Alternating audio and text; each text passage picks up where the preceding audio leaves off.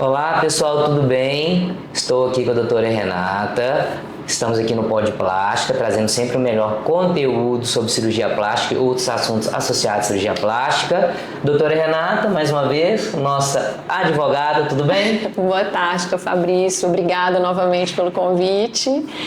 E espero que a gente possa falar hoje um pouquinho sobre a nova resolução do CFM. Isso, vamos falar. Até porque isso aí eu não sei muita coisa, então hoje eu vou deixar a doutora Renata aí transcorrer sobre isso aí, falar bem sobre isso aí, porque isso foi uma coisa que impactou, né, a vida de todo cirurgião plástico, todo médico que trabalha com a parte estética, a questão do antes e depois, quando começou a vigorar, como era antes, como era hoje. Então passa um pouco para os nossos telespectadores aí, doutora Renata, o que é essa nova lei, quando que ela foi criada, o que mudou para a gente aí com essa nova lei ou resolução aí?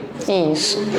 Esse tema, principalmente da publicidade nas redes sociais, ele sempre incomodou muito, foi sempre um problema para os médicos, porque o Código de Ética proibia que isso fosse feito. Então, talvez com a demanda, de redes sociais, de necessidade de informar o paciente com conteúdo técnico, o CFM teve que se haver com isso. A gente teve toda, a medicina tem que acompanhar. Exatamente, a evolução dos meios de comunicação. Com aquela mesma lei, resolução de 10, 20, 30, 40, 50 anos. Exatamente. Já havia uma pressão médica. E aí? Então, em setembro do ano passado, foi editada essa resolução pelo CFM, que é a resolução 2336, que ela vai falar sobre alguns assuntos, principalmente de publicidade e propaganda. Então, ela começa definindo que publicidade é todo conteúdo que o médico fizer, que ele vai dar ênfase na qualidade do trabalho dele. Então, ele pode falar sobre antes e depois, ele pode mostrar o ambiente dele de trabalho, todas essas... As tecnologias, os novos colaboradores, quantas pessoas ajudam ele. Exatamente. E eles definiram como propaganda o conteúdo que os médicos transmitem nas redes sociais, que são de informação técnica, que aqui na Pod Plástica vocês muitas vezes discutem sobre técnica cirúrgica, sobre cicatrização. Então eles dão essas duas diferenças, que na resolução anterior, ou na verdade no Código de Ética, eu só poderia divulgar em redes sociais conteúdos científicos, para fins científicos. Então, o outro eu era proibido, eu estaria em violação do Código de Ética. A resolução demorou 180 dias para entrar em vigência. Então, ela entrou em vigência mais ou menos no dia 13 de março desse ano. Certo. E ela traz, por exemplo, algumas medidas, ela permite ao médico, então, fazer a publicidade nas redes sociais. Então eu posso mostrar o ambiente de trabalho, eu posso mostrar os colaboradores, eu posso mostrar a infraestrutura, mostrar os equipamentos. Ela continua exigindo um certo cuidado com a identificação do paciente. Então pede-se que a gente utilize as fotos, mas que não seja possível o paciente ser identificado. Certo. Mas ao mesmo tempo, se o paciente publicar um conteúdo na rede dele, e o médico republicar, isso não é proibido. Então, não é mais, né? Não é mais. Não era. Assim, a gente via que isso aí era, às vezes, censurado por próprios colegas mesmo. Exatamente. Mas como assim? Então, por exemplo, um paciente que fez uma cirurgia na clínica Nishimoto, publicou no Instagram dele, que gostou muito do resultado, etc. A clínica pode republicar no Instagram da clínica, o Dr. Fabrício no Instagram dele, e assim por diante. Isso não viola mais as questões éticas.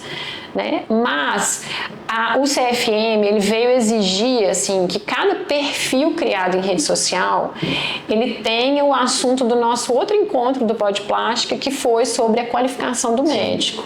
Então é importante que no perfil, se eu vou falar sobre isso, se eu estou dizendo que eu sou especialista em cirurgia plástica, que eu indique qual é o número do meu RQE. Certo. Que eu indique que eu tenho inscrição e registro no conselho, para que o próprio paciente tenha essa tranquilidade.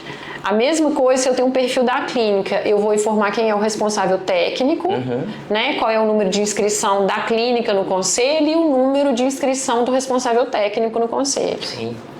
Então, a partir daí, eu tenho regularidade para poder criar as redes sociais de conteúdo informativo em termos científicos e informativo em termos de marketing, dizemos assim, Então, ela vai exigir também, né, voltando nos cuidados com o paciente, é importante, eu não necessariamente, não preciso não evidenciar o paciente, mas o desejável é que ele não seja identificado. Sim. Né?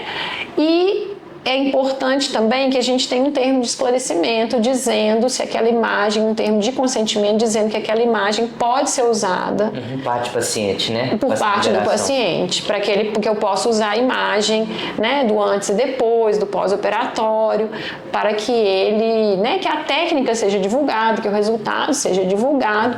E uma coisa que a Clínica Nishimoto faz aqui, que eu acho que é muito importante, em todas as publicações de redes sociais, vocês fazem uma ressalva que o resultado é um resultado individual. Então, esse é um dado muito importante, que ainda que se mostre um bom resultado cirúrgico, cada um vai ter o seu próprio resultado. Exatamente. E assim, gente, isso é importante, realmente é importante. A gente realmente toma esse cuidado. Os resultados são individuais. Então, aquela paciente cuida mais do corpo. Aquela paciente que desde lá de criança faz uma atividade esportiva, que faz atividade física, que se alimenta melhor, ela tem tudo para ter um resultado melhor. Exato. Diferentemente de uma pessoa que às vezes não cuidou tão bem do corpo, por N motivos, mas não cuidou bem do corpo, e às vezes vai chegar para cirurgia, e ela pode fazer cirurgia, obviamente, não é contraindicação, a gente tem que tomar cuidado sempre com peso, essas coisas a gente tem realmente que tomar cuidado com isso. Mas se ela chegou em condições de bom peso, condições de boa saúde, uma pessoa, qualquer pessoa, pode fazer cirurgia plástica. Comparando uma pessoa que sempre cuidou do corpo com outra que nunca cuidou, é óbvio que a tendência é que a pessoa que sempre cuidou do corpo que tenha um melhor resultado do que aquela que não cuidou. Mas não que a pessoa que não cuidou não possa fazer cirurgia. Se ela estiver bem de saúde, dentro dos parâmetros que tem que ter, ela pode fazer sim. E elas ficam bem felizes, todas elas.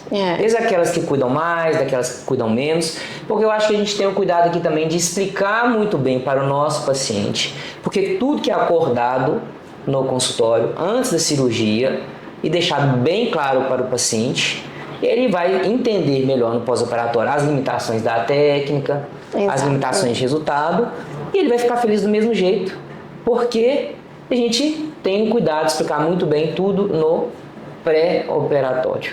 Então acho que a gente, né, graças a Deus a gente tem muito pouco problema com isso, porque nós todos os cirurgiões aqui, a gente tem esse cuidado de explicar muito bem para o paciente como vai ser o pós, o que esperar da cirurgia, sem fazer, né, sem deixar na cabeça do paciente, fazer para ele prometer coisas impossíveis. Exatamente. Não dá pra prometer coisas impossíveis, gente. Longe da gente querer isso aí.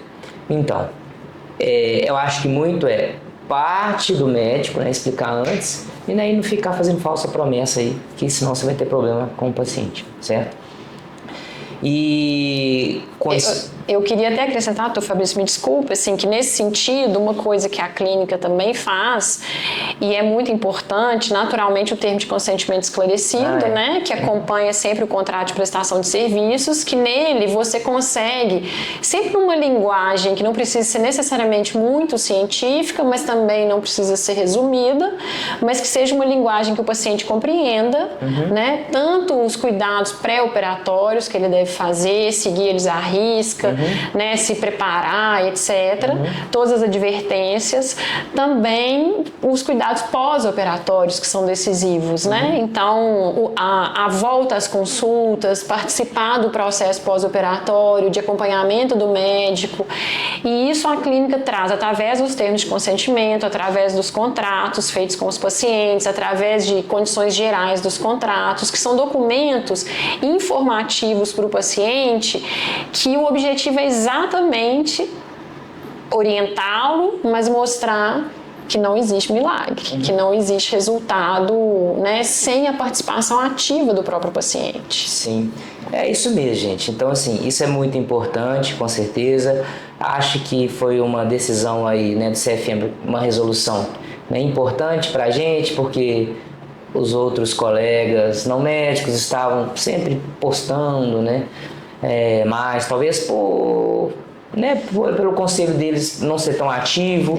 Isso. O CRM, o CFM realmente eles ficam, né, eles ficam de olho nos médicos, é sim um conselho muito organizado, então a gente sofreu uma pressão por parte deles em relação à publicidade médica. E como era muito antiga, a gente ficava meio de mãos atadas frente a isso e não conseguia às vezes fazer muita coisa. Então, os outros colegas, talvez aproveitando, não médicos, aproveitando essa situação, foram fazendo publicidade e foram às vezes até chegando mais aí no passado para vocês, falando que eles eram especialistas daquilo, quando na verdade o médico sempre foi. Mas agora, com essa nova resolução, acho que muito que foi mudada, que para melhor, a gente vai conseguir levar os melhores conteúdos, sim, para vocês aí que estão aí, os conteúdos mais sérios, os conteúdos mais embasados, né, na literatura médica. Então, quem ganhou foi o médico e foi você aí, que vai ter informação, às vezes, de muito mais qualidade a partir dessa resolução do CFM, da liberação nossa aí. Exatamente. Então, que o paciente acompanhe também e fique sabendo sobre isso, né? Então é isso. Mais alguma coisa para pontuar sobre essa parte de publicidade médica, resolução?